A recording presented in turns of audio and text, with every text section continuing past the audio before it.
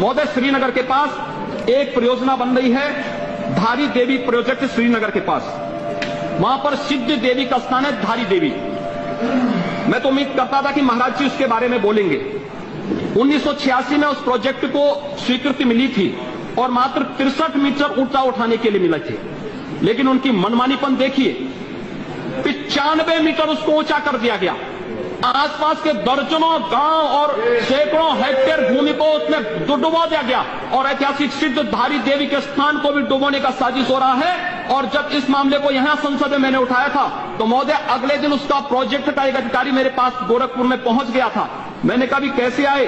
तो उसने कहा कि मैं वहां से आया हूं। मैंने कहा, क्या है, क्या मामला है?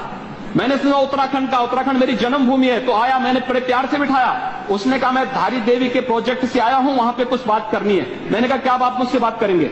उन्होंने कहा कि तो धारी देवी का जो प्रोजेक्ट है, हम चाहते हैं कि नदी को, उस स्थान को हम उठा करके ऊपर कहीं पिलर में ऊंचा उठा देंगे, ऊंचा उठा करके, और फिर स्थान तो वैसे पिंडी स्थापित होनी है धारी देवी की, उसमें कौन सी बात हो रही है? आप लोग आंदोलन बंद करवा दीजिए, हम लोग वहां पे जैसे लोग कहेंगे उस ढंग से वहां की योजनाओं को बना देते हैं। मैंने कहा, मुझे एक बात बताइए, अगर तुम्हारे सिर को तुम्हारे धड़ से अलग करके तुम्हारे सिर को एक बड़े से डंडे में टांग करके खड़ा कर दिया जाए, क्या ये कहा जाएगा कि तुम यही हो?